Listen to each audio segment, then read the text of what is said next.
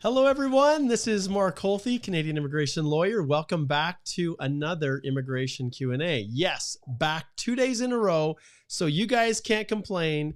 Yes, indeed, I have my tie on, and big shout out to you too, Ralph.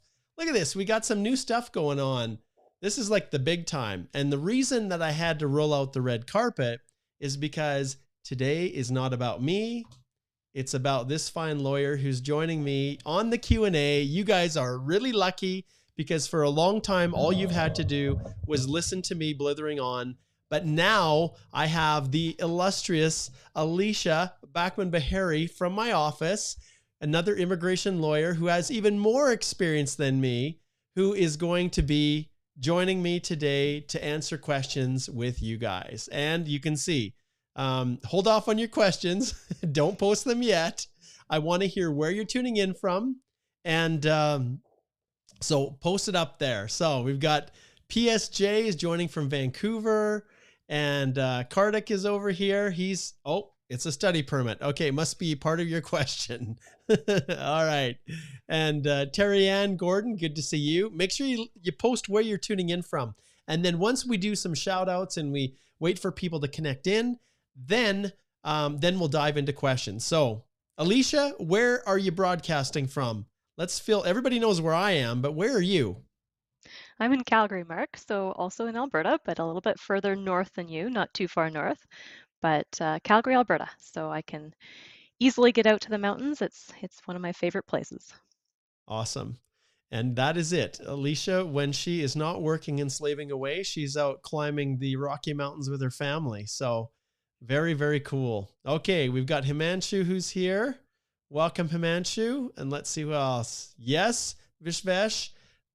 Big round of applause. Oh, I turned my sound off. It's a delayed clap and cheer for the new look. Yeah, I like it. I think it's kind of fancy. Okay, while we're waiting for people to tune in, I also want you guys to pay attention who are connecting via YouTube. We are also, I think, broadcasting to Twitter. So some of you may be watching this on Twitter, so I'm watching to see if anyone is there. Obina is over in Nigeria. Welcome. It's great to have you. I know it's pretty early there. And there's some hellos for Alicia. And we've got Pettis, who's in Richmond Hill. And Ralph is saying Alicia, hello too. And Ralph, I look forward to seeing you guys. Let's see, what's today, the 21st? I guess it's a week from Saturday. I'm going to see you guys up in Calgary. So Alicia, I'm meeting them up in Calgary, Ralph and his family and Bella and the crew. So thank you so much. Appreciate what you do. Okay, let's see what else we've got here. Okay, we've got Mohammed is over in Toronto. And then we've got Munasami, who says, thank you for all your time and help again from Chennai, India. Awesome. And I know it's like, what time is it there? It's just about midnight there, if it's not already. Then Ahmed's over in Pakistan. Carly's in London, Ontario. And this is a new time for us. So understand that this is going to be a regular time. It's either going to be kind of 11 or 11:30. We'll see how it plays out. But this is where you guys get a chance to hear from Alicia, a new voice, someone who's got better ideas than I do, who's, So I'm the slickster and she's the person with substance. Okay. We've got someone over in Australia. Fantastic. Sri Lanka. Now we're talking. And you bet it's our pleasure to have the live stream. We've got Katia Flash Davis. I love that name. That's fantastic. Ferris is here and Kartik's over in India. So hold your question, Kartik, and we'll get to it in just a second. Sunny's over in New Delhi. And we've got Matal is over in Punjab. Good to have you here. Eastern Canada representation over in New Brunswick. Katia is. That's great. And then Sunday's over in Nigeria. Welcome, Sunday. Great to have you. We've got the snake here from Mexico. Awesome. This is great. And we've got Richie's over in New Brunswick as well. And we've got the client one from Albania. I love this. Isn't this cool, Alicia, where they're tuning in from all over? And we didn't give you guys a lot of advance notice. We just posted yesterday, but we're going to try to do this on Thursdays, and we'll see. Right now we're 11:30 just because I had some other commitments and we had some client meetings, but we're going to see if we can kind of slot this in and have some fun. And who knows, hopefully pretty soon I will even be able to drop off and Alicia will be able to run this baby on her own. That would be pretty awesome. Then you can just hear from her and hear from me. So, Desura, this is one of my past alumni from the Express Entry Step-by-Step course, and we're right in the midst of one of those right now. A fantastic group we've got tonight, and tomorrow is the last day for that group, and they are fantastic. So great to see live Q&As on Thursdays too. You bet. Hope that we can keep doing it. You bet. We'll just have to map it out and we'll see. So, all right, Cancun. Okay, in Cancun. Great. And Vinay is over near Algonquin. Okay, in Calgary. Excellent. And let's see here what else we have. Yeah, G'day from Australia. I love your handles, likely to progress. That's great. You can always put your real name in there too, and we can at least call you out by your real name. Although calling you by your handle is fine too. Oh, this sir, that's so funny. This sir, I don't think it works. Like, he's talking about my baby face transformation. Yeah, I haven't done that for a while. I'm gonna have to cue that one up again, bring it up. Yeah, but we're getting into the big time now. This is serious business. And I do want to let you guys know about something. And before we jump into our questions, and I think we've been doing a pretty good job at saying hello to everybody, I'm just going to go to my YouTube channel, and I just want to remind everyone and point out, let's see how this works here.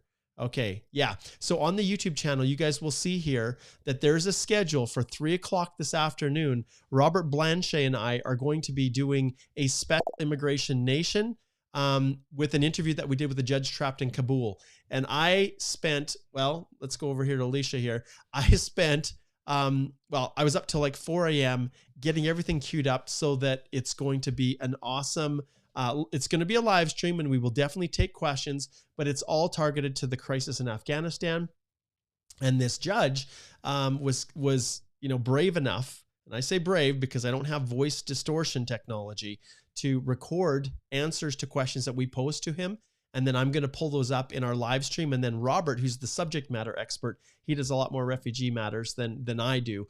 And so we're going to be there, and we're going to talk about it, talk about what's happening on the ground, Canada's efforts. And so definitely share it and join us if you can. Okay, we're zipping through here. Vishal's here. Mohammed, hello, Mr. Mohammed. Good to see you. Vishal's over in Mumbai. And Maria says hello to us. That's great. Spider-Man's back. Oh yeah, Spider-Man's back. Fantastic. And we've got Mao's over in Toronto. And good, Katia, you bet. You're a new follower. Great to have you here. Uzo, let's see if I can get to the very bottom. And okay. Munasami says it's 11:10 p.m. there. Okay, pretty late. Vinay's over in London and Perth. Okay, I don't know if you knew this. Mr. or Ms. likely to progress, but my brother actually lives in Brisbane. So he's an Australian citizen. He did the opposite to what you guys are doing. He immigrated to Australia. We've got Mississauga representation. Dubai, we always have to have the UAE representation. So good to have you there. And we've got another person from India and Punjab and PEI. Oh, one day I'm going to get there. Alicia, have you ever been to PEI? When I was only a baby. We need to go back now. It's on our wish list. Well, Deanna and I, you'll remember last year, on March 18th, literally of 2020, we were supposed to be on a plane flying to Egypt. And obviously that didn't happen. So I think we're going to have to make PEI our new destination unless something changes here in the near future. If they let us in the Atlantic bubble. Yeah, exactly. If we keep our fingers crossed. So Simon's over in the US, and let's see what else we have here. We'll get through a couple more, and then we're going to dive into questions, but not yet. Yes, you're very welcome for the show. This is kind of fun. Okay. And we've got Scarborough, and look at this. Big shout out to David. David, you got to check it out. And you guys, if you go back and watch past episodes of Immigration Nation, anything Francophone related, Quebec related, David is the guy, immigration lawyer in Quebec. Great. Thanks for connecting here, my friend. And yeah, go back and watch that episode that I did with David. And David's one of the smartest guys I know. He's a smarty pants. That's what he is. Good for you, David. Thanks for connecting in. I love that. This is great. Look at this. We do not want you to drop off, Mark. Although Alicia is welcome, you are our only ray of hope. Listening to your calms our anxious minds. I can tell you guys, this is the biggest misconception in the history of Canadian Immigration Institute, Healthy Immigration Law, anything I've done. You guys don't understand. I might be a smooth talking like car salesman, but Alicia is the one that is knowledgeable, has substance. She's done judicial reviews for years. She understands both sides inside and out. Yeah, I worked on the border, so I have a little bit of insight on how mean and cruel the officers can be, I guess. But when it comes to the technical legal stuff, I always defer to Alicia. So this is part of the reason we're doing this, is that you guys understand. And you can see I just keep talking and I don't shut up. And I really need to do that. And when the questions come in, then I'm going to close my mouth and let Alicia do the talking. So, okay. And there's Avani. There's the name. Second A is silent. So Avni, LOL, I think is the way we go with that one. Okay, here we go. There, FA says, good morning. Good to see you, Alicia. Thanks for all you do. Nice big flex. Austria. This is so much fun. We've got Namibia. Hosea, good to see you. Good morning to you there, Romano. And let's see who else we've got. We're just about to the bottom. Okay, remember to hail Okay, hail Jamaica. I'll say hello, Jamaica. How's that sound? And Raj, good to see you over in Toronto. We're doing good there, Atif. And I think good morning to Gomes. And let's see who else. Romano, yeah, over in India. That's great. And you guys are actually posting faster than I can catch up. I'm trying to beat you guys down here. I'm melting here in Cancun. Oh, I think we'd like to be down there. We'd like to switch places with you. Good to see you, Jennifer. Thanks for connecting in. And nice to meet you, David. See, even people are giving shouts out to David. We've got Himanshu in Delhi, Iffy in Nigeria. Thank you so much. You both correct. Yay. Okay, we've got Qatar, someone in Qatar, and we've got Pakistan as well, and Nigeria. And yes, I have caught up to the bottom. Now you guys can post your questions. Couple rules. Make sure that you put a Q in front of it. So the Q in front tells us that is a question, and not just you guys communicating back and forth, because sometimes the questions come in and you only need one Q. You don't necessarily need 3 Qs here, but 1 Q is enough. That tells me it's a question, and then we'll work through it. Okay. All right. So let's see. In some of these, you guys, we may do this, right? We may ring the bell, which means this is a specific legal question, and you guys need to then head on over and book a legal consultation so that we can actually talk about your specific circumstances. Because the questions that are general in nature, that are information that helps everybody, those are the ones we're going to target, and I will specifically target. And if it's specific, like, hey, how do I immigrate to Canada? Or which PNP is the best for my job and my knock is this? Those types of questions are definitely ones we ring, and then we direct you to head on over to healthylaw.com, and there is a link in the description below. Let me just slide this over here. You just go to our website, click to speak to a lawyer, and check this out. I love it. I love this. Watch this. So when we pull up the website here, oh, there, it's all nicely lined up. When you scroll down here, guess who appears first? The smart one, Alicia. And then the next, an equally smart one, Susan.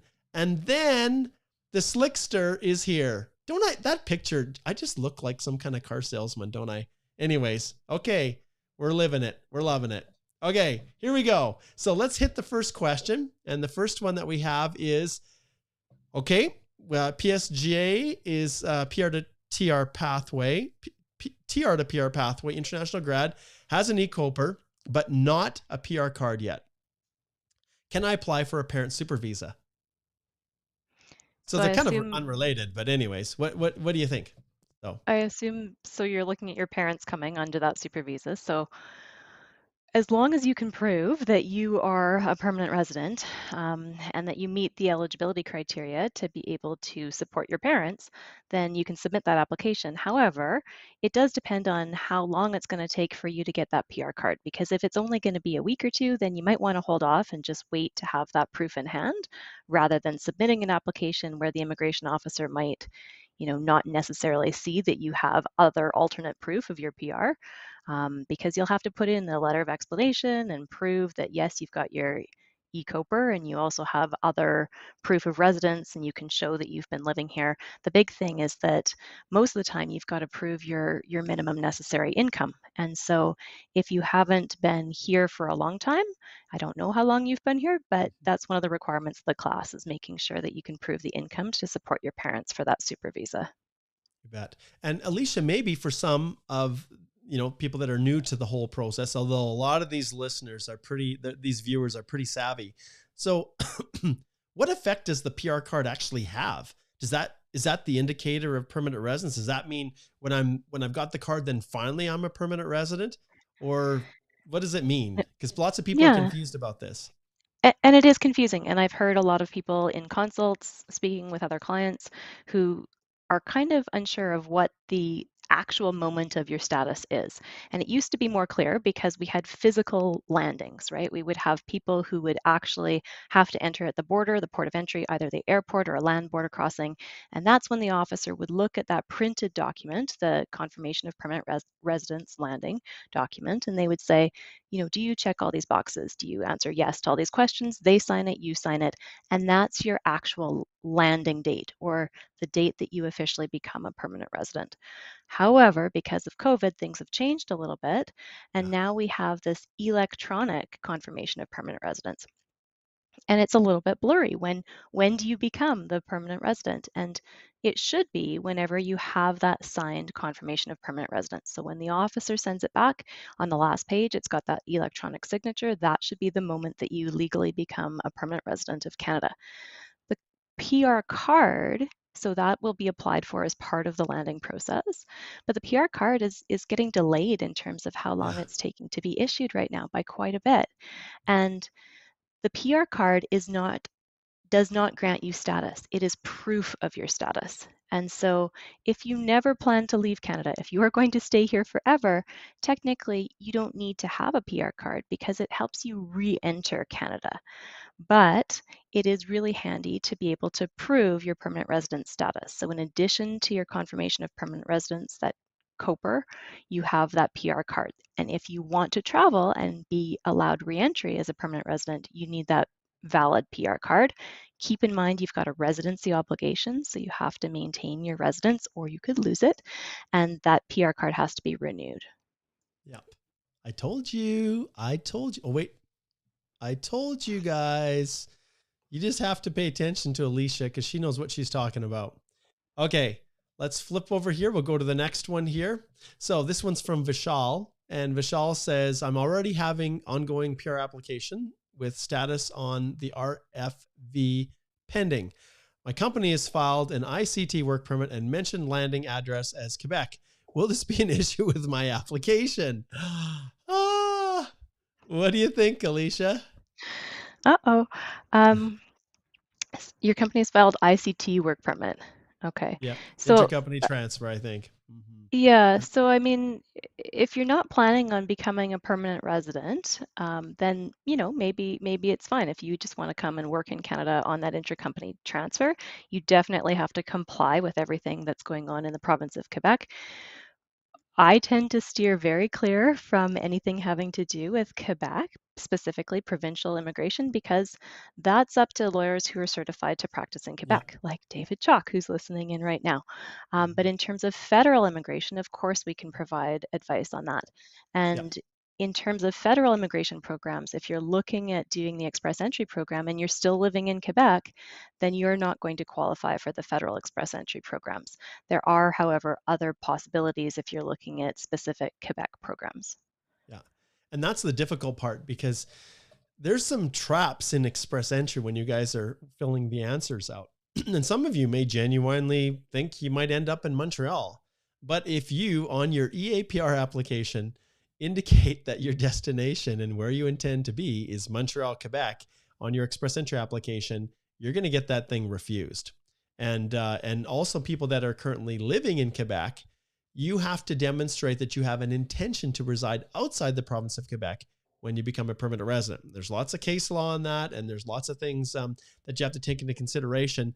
It's far better that you actually move out of the province and you're physically living outside the province. That's conclusive than trying to convince an officer that you promise, yeah, I'll promise I'll leave when you give me my permanent residence. I'll definitely go to Ottawa and live there.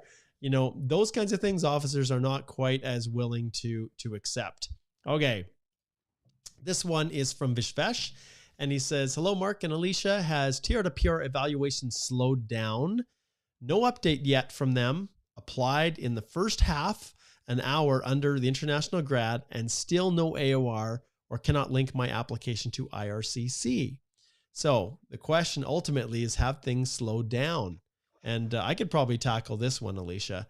And I think you guys have heard me talk about this a lot. But there's a big difference between how they process those TR to PR pathways and how they process express entry.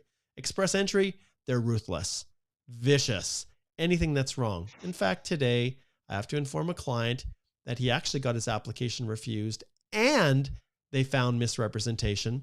Unfortunately, it was submitted by a consultant before it came to me, and they didn't take care as to how they were doing it. And I've been fighting for over almost 2 years to save it.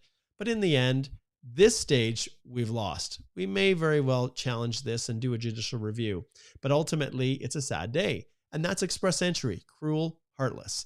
The TR to PR pathway it's a program designed and really it's infused with humanitarian and compassionate considerations. In other words, that was designed to say thank you to all the essential workers who were putting themselves out there on the front line during the heat of the pandemic. And so because of that, R10 doesn't apply. This completeness check where if everything isn't absolutely perfect, they just kick it back. That's express entry. But the TR to PR pathway is all designed to be much more facilitative, and they're willing to give you second chances. And so that's why it's taking so long. The first people that got in, especially those that took the TR to PR pathway course that I offer, it's still out there, you guys, until the program ends. But those who took that course, many of them are already PRs because they got their application submitted within the first 5 to 10 minutes of the program opening. And those ones, when there's no backlog, the officers are able to process them in, out, approved, done.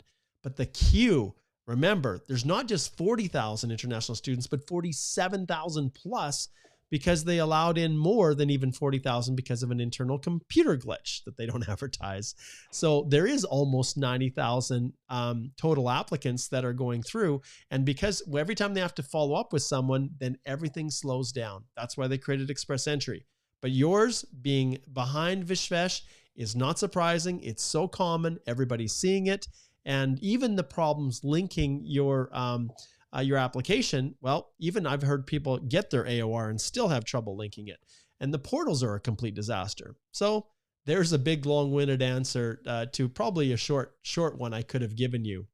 Okay, let's jump down and we'll just hit a couple of these. Okay, so this one is from Shirag and says, when will CIC start processing our old PNP applications? My AOR is January the 13th, 2020 OINP.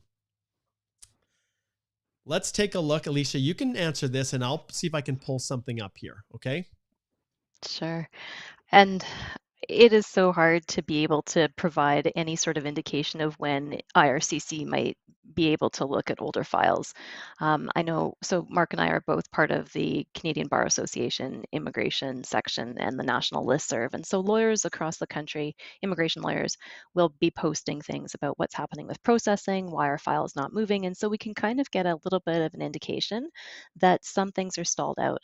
And there are some strange things in terms of spousal sponsorships that were filed a long time ago are just sitting, whereas the ones that may have been filed more recently, maybe those are getting traction. So old PNP applications, it's a problem. There's a big backlog and it is not clear when immigration is going to be continuing or starting to process those again. You bet. Okay, so I'll flip over here and I'll share the screen here with our viewers. I've shown you guys this before. Check processing times. And you can see here, due to the impacts, we can't process applications normally. Okay, when is it going to come to an end? Enough already. But that's there. Okay. And they said they also can't give accurate processing times for most applications. So there's the issue that we're having. However, so then we scroll down here and I pulled this up, economic PNPs, paper-based. It's not express entry. I applied already. You can see here processing times, and this was last updated October the 19th. Okay. 22 months is what they're looking at right now. So if we flip back here and we take a peek, January the 13th, 2020, 22 months. Well, you're still not quite Another there year. yet. Yeah. So you've got some time to wait. Okay. And that's, unfortunately, that's where we're at. So that's as accurate as we can give you, Shrag, as accurate as we can give you. Okay, let's jump to another one here. Okay, so this one is Akash, and he says, one of my friends got, oh, I love these ones. These are my favorite ones. When you guys listen to what's happening to other people and then somehow assume that you're going to get the same experience. Oh, you're wrong. You're wrong. Okay, one of my friends got his dependent's passport stamped, but he, the primary applicant, has not got his COPR. His kids needs to be landing by January. That is bizarre. I'm not sure how that's possible. Okay, I'm not sure how that's possible. So usually, go ahead, Alicia. That is really strange because I was talking to somebody who had exactly the opposite happen, that they were trying to come as the dependent child ahead of the primary applicant, and immigration would not budge. They would not let them in at the airport because the primary applicant had not landed yet. So it'd be interesting to try to figure out how did the dependent passport get stamped. Yeah, it's bizarre. And you look here.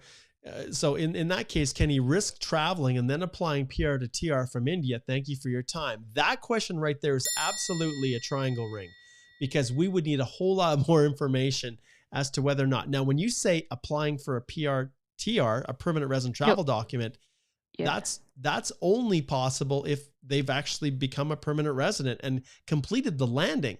So I'm not sure, maybe if you're asking about, you said he hasn't got his COPR. Well, the COPR, absolutely, he has to have it before he can apply for the PR to TR, the PRTD, the permanent resident travel document. I'll tell you one thing though, Alicia, and this is something that that I noticed, and you guys can go back and watch the video I did about the great news. Dependents are receiving their passport requests in India. You'll remember that one of the things I pointed out was that they told the dependents not to submit their passports until the principal applicant had actually been landed. And I was wondering, this was a new instruction. So it may very well be that this is just a product of the problems they're experiencing, especially if people are in two different locations. And maybe some offices are faster than others. And if they start and they do it concurrently, then some dependents, maybe they're actually getting the process is moving forward faster. But I've never heard of a dependent having their actual PR application finalized before the principal applicant. The principal has to be either, concurrently or before. So maybe, I don't know, Alicia, if you have any other thoughts on that. Well, I guess just double checking what was stamped in the passport of the child as well, because it may not be the actual final documentation. So that's one thing to consider. And then the other thing is, we were talking about the PR cards, and it is sometimes possible. So when we're talking about a PR travel document, if you cannot get a PR card for some reason, travel is urgent, but this is only once you're landed. So once you're landed, once you're for sure already legally a permanent resident, if you can't wait for that PR card to come, there is a possibility of applying for a PR travel document. Usually it's on an emergency basis for some reason that you have to travel without warning, an illness in the family or a death. And you'd normally have to put reasons forward for exactly why you have to travel, that flight's already booked. But normally nothing happens on a PRTD. You can't apply for that if you're not a PR legally. Yeah, exactly. All right. Excuse me. I'll just pull up Carly's here. So she says, Will it be safe for my TR to PR international graduate application if I take a leave from work due to health reasons? Won't be going anywhere though, just needed to take a rest. So, I mean, taking a look at the conditions for the TR to PR international grad stream and making sure that you've met all of those eligibility conditions. So, now you may have an obligation to update immigration if there's been a material change in your circumstances that go to the eligibility requirements for your class. If immigration were to ask you for an updated schedule IMM 5669, for example, Schedule A, and they want to know what you're doing or what your work history is or where you are now, then yeah, you'd have an obligation to update it. But depending on whether you've got your AOR or you can even tell them anything, you might not have an easy way of telling them that you have to take a leave for health reasons. You might be able to do that through a web form inquiry, even though immigration says they don't want to hear anything on the TR to PR. But Yeah. if you want to keep yourself safe and just tell them that this is what's happening because of a health reason, I'd say make sure to get that doctor's note on file and make sure that your employer has properly logged it in terms of a medical leave. Yeah. And one thing I'll add too, it's interesting when you have a job offer in the context of a permanent resident application, you have no flexibility. You got to keep that job or you're going to lose those points, and it can affect your ability to have your application finalized. I think, Carly, you're probably aware that at the time in which your application is finalized, you need to be physically present in Canada. And that's why you hinted there that you're not going anywhere. But when it comes to work, interestingly enough, you just have to have valid status. So if you take that leave and you're not still working for that employer under the international graduate category, it's actually okay, but you need to maintain status. And Alicia offered something that many people don't even talk about, and that's the need to make sure that your file is still current and updated. One of the things that becomes somewhat of an issue is if they're trying to verify your employment, because even when it comes to the international graduate, you still have to show that you've had that you were employed at the time in which you submitted the application. And so sometimes when you take leaves and employers aren't happy, they can sabotage what you're doing. And I say that with the most respect for employers, but some of them can be jerks, right? So you need to be delicate because there could be a time where they decide to call your employer and you've decided to just take a break because you're stressed or whatever. You just need a health, there's health reasons involved, and that employer can sabotage things and say, oh no, Carly's never worked in my business. And oh, she must have faked those letters or whatever. I know that's probably not you, Carly, but the only reason I bring it up is because I've seen it. So just if you're doing that, work with your employer, be delicate in how you do it. But if things don't work out, then, with that employer, from the standpoint of the TR to PR pathway program, the obligation to continue being employed is not there for the international graduate stream. So, all right. That's a pretty good question. Yeah, I think so. Okay. Let's flip down here and we'll pull up a couple more questions. That one actually jumped back too far forward. And then she got lucky. Carly got lucky there because I was actually a little bit out of place here with pulling down the questions. Okay. So here's Jeevan. Jeevan says, hi, Alicia. Nice. Oh, excellent. Directing the questions to Alicia. That's what we like. Okay. Says, hi, Alicia. I'm an FSW Outland applicant and my medical got expired recently. Do you think I could get an extension on my medical? So this is interesting. Immigration has said that in some circumstances, if there's a person that's really close to having their application finalized, then maybe they will give an extension on those medicals. However, I wouldn't rely on it, right? If you can go to a panel physician and just book another medical exam and make sure that you go and get another one so that if immigration asks you, hey, your medical's expired, you already have that medical exam and you can submit it and it's not going to further delay the processing of your application.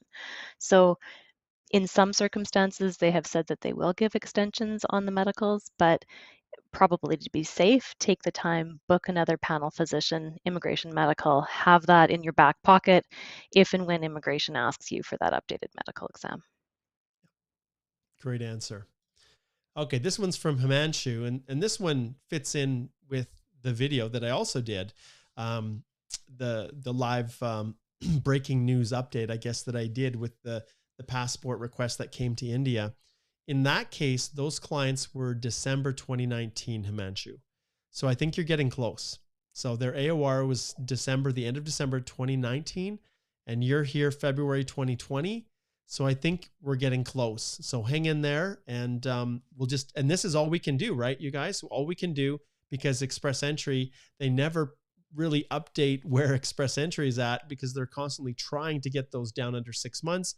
But everybody that's Outlanders that's been stuck, it's a whole new world. And I wish they would be more transparent. I actually sent correspondence to the minister's staff to try to alert them to how awful things are for you guys. Sometimes I think the minister and the upper level civil servants don't always know what's happening on the ground like the day-to-day officers do. And so that's just one of the things that we do. And Okay. Yep, please. one thing too, I'd jump in and say, if you are in a situation where it's been a long time and you're just sitting on that application, make sure that your passport is still valid, right? So if you have a passport that's nearing expiry, then you might want to go and make sure that you extend that passport so that, and then update immigration and say, here's my new passport right away. Yeah. And that's always a little bit tricky depending on the timing, but take a look at your passport expiry, the passport expiry if you have dependents or a spouse that's coming with you, and also take a look at your medicals and your police certificates, because if those have expired and all of a sudden they want you to produce those within 30 days and you can't get those done, it's good just to have that in case. Yeah. And that's a great response, because some people ask, well, okay, are my medicals still valid? Will they offer an extension? You know what? If it's close, and most of the people, Outlanders that I've seen, have been requested to get new medicals, such as those clients with the AOR from December 2019. They were both spouse. The principal applicant was in the US, spouse was in India, and they were both required to get new medicals. So if it's not like it doesn't take a long time to do it, then maybe you could wait. But if you decided to be proactive, maybe they might have extended it. But if you've got a valid medical on file, you're going to save yourself time. And when the permanent resident visa is issued, it's often issued to the expiry on that medical. So if you've refreshed the medical, there's a chance that you'll have a little bit more time to govern your affairs and get things organized for you to actually travel. Whereas if medicals are expiring relatively soon to when the passport request comes, then it's possible ultimately that COPR and the expiry date on the permanent resident visa is going to give you a shorter window of time to actually travel to Canada. So, and then one little tip I'll add in as well is on that list, on that permanent resident visa, that I should say the passport request letter, they specifically identified as one of the changes in circumstance as proof of funds. And some of you, you saved the money, you sold your home, you quit your job, and then you're stuck, right? And then you had to use your funds to support yourself and to get back on your feet, not knowing whether or not you're going to be traveling tomorrow or a year from tomorrow. And so in those circumstances, that is one of the conditions they specifically ask about. And so do everything in your power to maintain those funds. All right. Okay. Good question. Okay. Let's jump down and we'll get to a couple more here. So this one's from Deep. It says, if one got her police certificate after landing in Canada and never went out of Canada after getting the police certificate, how long is it valid? And so I assume you're going to be applying for express entry here, but normally if you're in Canada and you have never left Canada, you can have that police certificate. Immigration's going to do their own background and security checks on you if you maintain your status in Canada. There's different rules if you're looking for outside countries, right? So normally a police certificate is going to be valid as long as you've never gone back to that country and it was issued after you've left. But that's different than in Canada. So it depends for the purposes that you would use that in Canada police certificate in this case. Yeah, exactly. And I'll also add that sometimes the countries that you get those police certificates from have these expiry dates on them. Well, you can ignore those because what counts is how immigration treats them, not whether or not the country puts a 3-month expiry date on that police certificate. And as long as you haven't returned, technically there isn't an expiry date on those if they were issued in the circumstance that you've provided. Now, remember, they can always go back and ask you to update it if they want to. So they always Right. have the right to do that. But your application, your express entry application, is not going to get refused because that police certificate is somehow expired, as long as But it's validly issued. But be super careful about that, because you've got to check the day that you left the country. Yeah. So if you're talking about an outside Canada police certificate, I don't know, a police certificate for India, let's say, Yeah. if that Indian police certificate was, there was a delay in getting it issued, and, your flight was delayed. I've talked to people where this happened. Their flight was delayed and the police certificate was actually issued while they were still in the country, and they were in India for another, 72 hours because their flight was delayed. They can't use that police certificate because now it hasn't been issued after they've already left the country. So just be really careful on the issue date on that police certificate and your travel date. Yeah, exactly. Okay, let's go to the next question. So this one, okay, applied, withdraw due to mistake, filed another application, never got confirmation of withdrawal. I think this one is really getting into this territory. Remember, the questions need to be general in nature here. So never got confirmation of withdrawal, received visa for first, but final decision went back to in progress, and yesterday got visa for second one. Then don't worry about it. The reality is that's a funny story, and it's not that uncommon, I'll be honest. Communication with IRCC right now is at an all-time low. And so trying to update files through the web form, I have serious reservations that everything is getting to those files in a timely fashion, including the steps that are required to withdraw an application. But if they've gone through, and you seem to indicate here that that you got your visa for the second one, well, congratulations. That's all we have to say about that. Well, Anything I'm missing, Alicia? one thing to keep in mind is, you mentioned there's a mistake, and this is huge. And I've been doing some case law recently on misrepresentation. And it's scary, guys. Next week is Halloween. I think maybe we have to have a scary episode on misrepresentation cases, because Yes. anything. That's a lead in. That's a lead in. So watch, because this is coming. Anything that you fail to disclose on that application, or there's a discrepancy between one application and the next, be really, really careful there, because if anything could form the basis of misrepresentation, then it's a possibility that immigration will come back and find that and then say you're inadmissible and there's a 5-year bar against you. So just be really careful. Make sure that everything in your application that you're actually getting granted, it was all based on accurate information. Yeah, absolutely. And I'll be honest, you guys, we are getting a lot of consultations being booked right now with people who made mistakes on their TR to PR pathway. And now they're getting request letters. In fact, I have a review that I'm doing tomorrow morning, bright and early, assisting with a response to the actual letter. Now, I just finished one yesterday for someone who is begging reconsideration because their application was actually refused. So I don't know where it's going, but I thought I had a really good argument for the client that I got the refusal today. And remember, it, they were just very, okay, here's a little tip I want to give you guys. Use representatives that you trust. There are great consultants out there. There are great lawyers, but whatever you do, make sure that you are engaged actively in the preparation and submission of that application. The onus is on you. And sometimes representatives will miss things. Sometimes you will miss things and the representative will remind you about things that you'd forgotten. But that collaborative approach, which is how we run our office, is the single most effective way to ensure that things, at least the mistakes and the errors that can cause misrep, are avoided. Now, nothing is foolproof and things can slip through the cracks. If you forget to tell me something and I don't know about it as your representative, I'm not going to need to look for it. But I can tell you that in every collaborative review we do, Alicia too, I ask the question about 10 times, are you sure you've never, ever in the history of your life ever been refused a visa to the US or any other country, not just Canada? Were you ever turned back?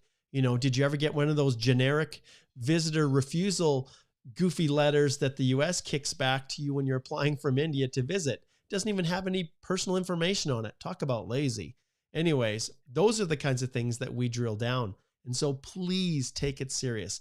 And with the TR to PR pathway, you guys had no time to prepare. So I'm hoping that this second reconsideration won't result in misrepresentation. But like Alicia said, we definitely need to have a special Halloween scary episode next week. And maybe that's what we'll do on Thursday. We'll have a Halloween theme where it is kind of focused on misrep. And, we'll take other questions, but I think maybe that's what we'll do, Alicia, because people need to be aware of it. And when you're dealing with any kind of a representative, even ones that are big volume, they often don't have that same level of attention to detail. They're not there to save you from yourself. They're not there. They'll just say, well, you never told us about it, so too bad, right? Well, that's not good enough. As a representative, your job is to help jog people's memories and make sure that they don't fall into traps that they don't think about. So keep that in mind. All right, let's jump to a couple more here. And we do have kind of a hard stop at 12:30 today because I have a consult right after this. So, okay, Jake says, what does location registry mean in GCMS notes? Does it mean that it is not being worked on? Jake, I don't know. I honestly don't. I don't know if Alicia, if you know what that means. So what does location registry mean in GCMS notes? We would definitely need to look at the full notes to see what the pattern is, because often the comments and how it's structured are, sometimes they're officer specific, just the way they kind of communicate, the little short acronyms they use. But often you can decipher what it is by looking at the full GCMS, understanding the context, and then being able to say, okay, that's what it means. Clearly there is something. And I know I have an old GCMS notes explanation thing that's about 50 pages long, but it's not something that we can answer just off the top of our heads, Jake. Alicia, you got any? Maybe Alicia has the big GCMS book in her head. That's possible. So.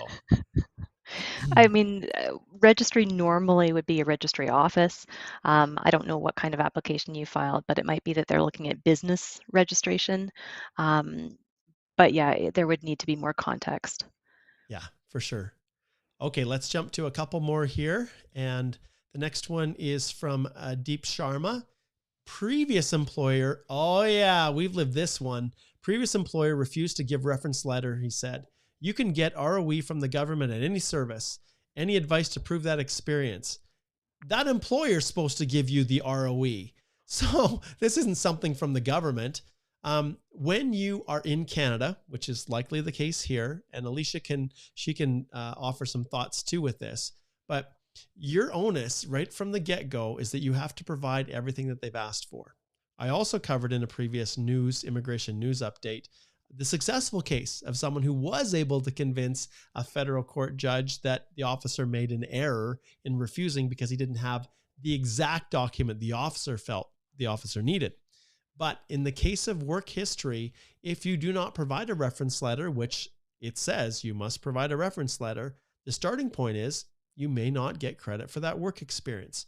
But with that being said, the next step, if you can hopefully find an officer that's reasonable, is to go through every piece of documentation that you have that can replace the information that is the officer is looking for in that letter.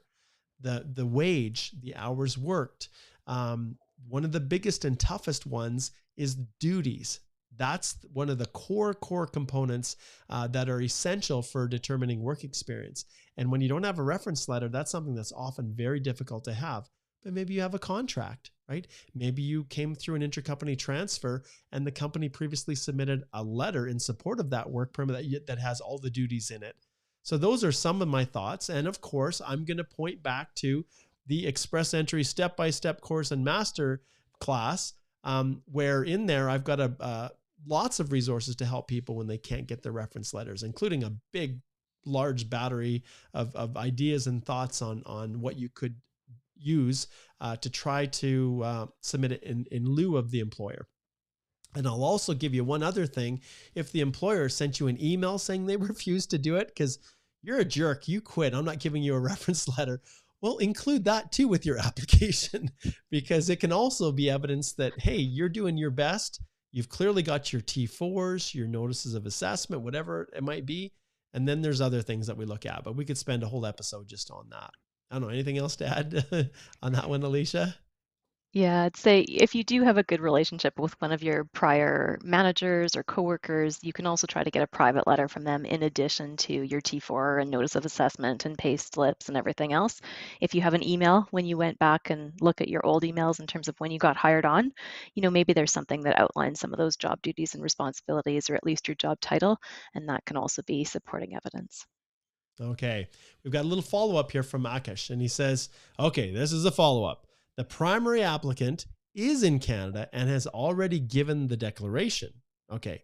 His photo and address are still in review, but no sign of his culprit. Okay. So you're not a permanent resident yet. And so to have a visa being issued in India is very unusual. And that's where I will ring the bell and I will encourage you guys to slide over here and see that ugly mug. I'm pushing him out of the way because there's the person right there that you want to book the consult with. Of course, I'll do it with you too, but Alicia is awesome. Look at that. Ralph keeps popping up because he's so awesome there. Every time I click on the wrong scene.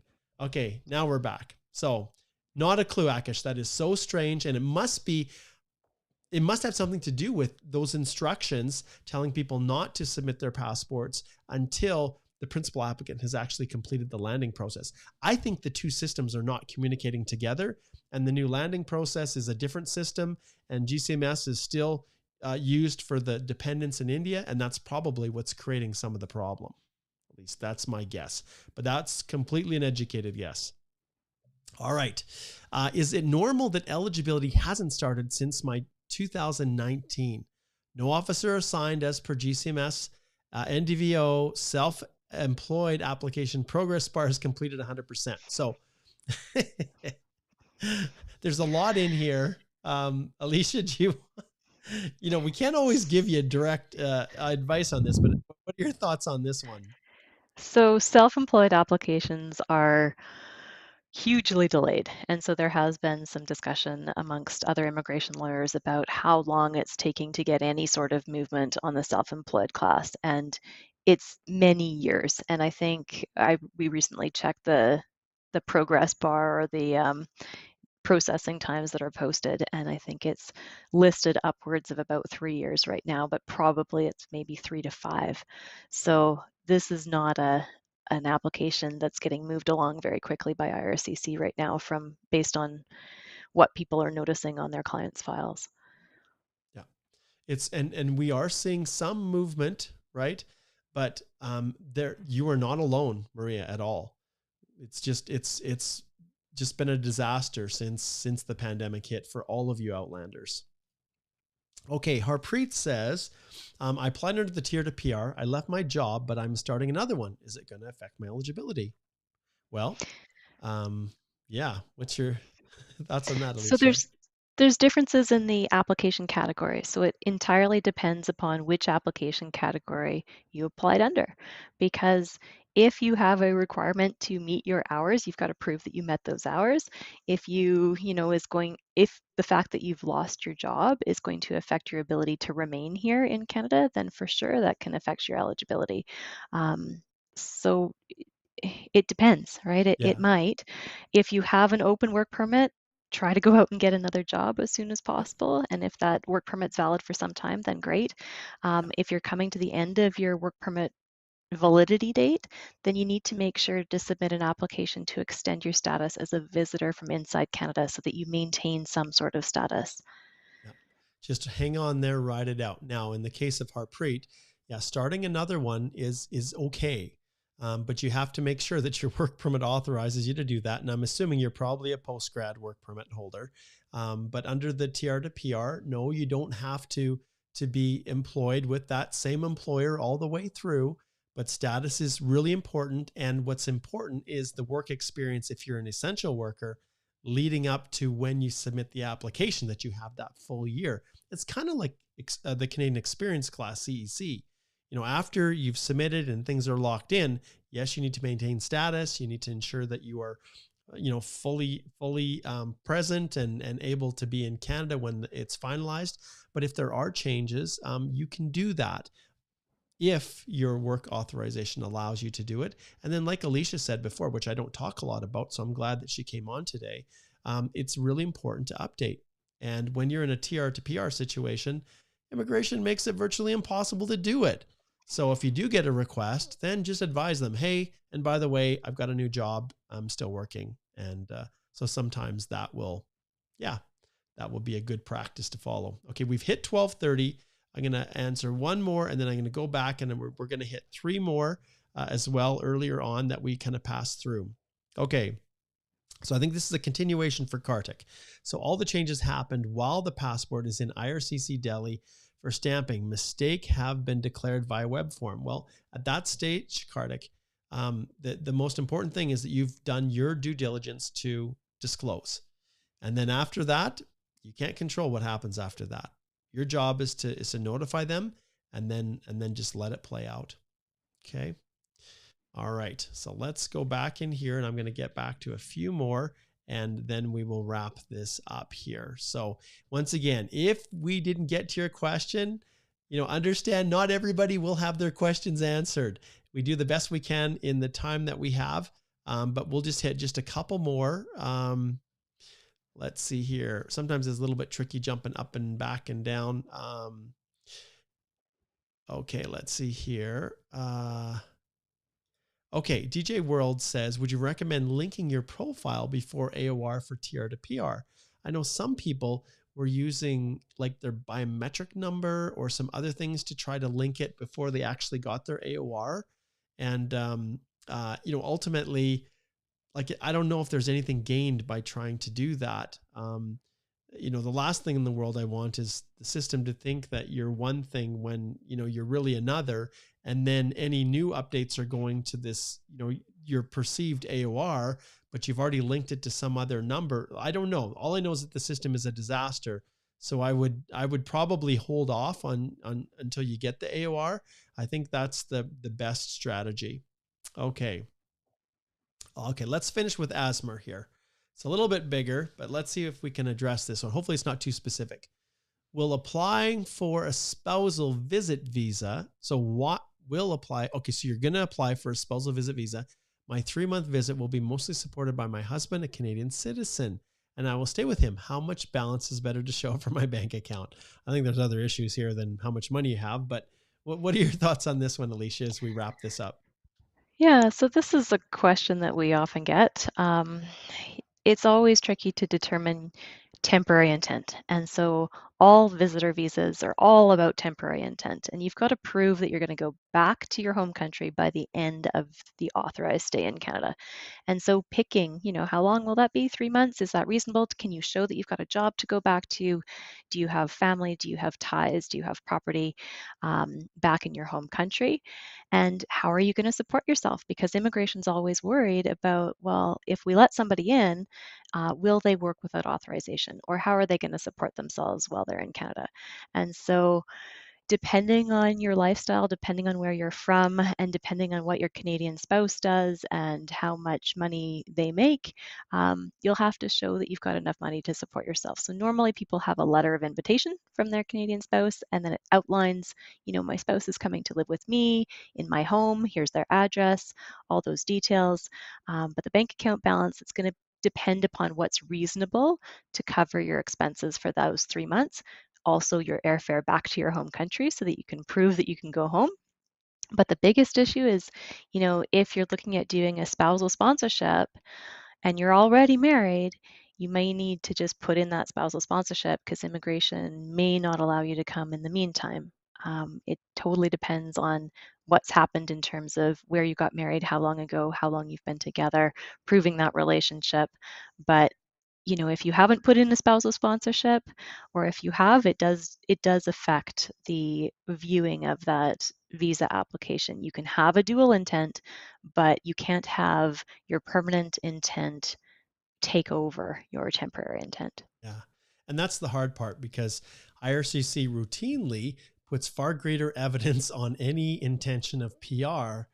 They heavily weight that at times over the intention that you have to abide by the temporary conditions on any temporary application. So we know in the Liberals campaign platform that they had talked about a spousal visa And I anticipate that it's going to be something like a parent-grandparent visa to help people come sooner, just because of how long people have been separated. And remember, one of the pillars of the Immigration and Refugee Protection Act is the reunification of families. So that's something that's on the radar. I remember I brought it up when I appeared before the Standing Committee last November. There were other groups, spousal groups and things like that were all lobbying hard for them to do something. And, aside from assigning more officers trying to process, it's been pretty ugly for spouses that have been separated. All right, now we'll finish with something that's absolutely hilarious. So either the Google Translate didn't work very well, but hey, if they're forking over a little bit to get their comment seen, pair character with lovey-dovey eyes blowing red hearts in the air. That is awesome. I think that's Martian translated to English. So big shout out to Prakul. That is how you finish a live session. Okay, guys, I'm going to flip my screen around right here. If you have any questions that you didn't get answered, things that were specific, things that were too sensitive to just post in a comment, Alicia's here to help. And she has, her and I, yes, some weeks we're busy, but usually if one of us is full, the other has spots available. So remember, we have Alicia and we've got Susan, and then we've got little old me here as well to help. And one of the reasons why I wanted to bring Alicia on is because I love doing this stuff. And Alicia's really good at the live Q&A, as you can see here. But I love doing this. And if I can have more of you book consults with Alicia, then it frees me up to do more of this live stuff as well. And I also wanted to just confirm, and I didn't have to say anything, Alicia showed it herself, that she is fully capable to answer any questions that you have about immigration, equally and better, even in most cases, than I am. So I just want to give her a shout out. And every Thursday, we're going to try and come back here and do the same thing. So Wednesday will be kind of my crazy show, and Thursday we'll do the partner, the dual approach. And next week, watch for a special Halloween themed episode. Thanks so much, Alicia. I really appreciate you joining. Okay. It's been great. All right. Well, let's see if we've got some takeaway, see you later music. I don't know if I do. Let's see what's good. How about, let's do something festive. Well, maybe it's not festive.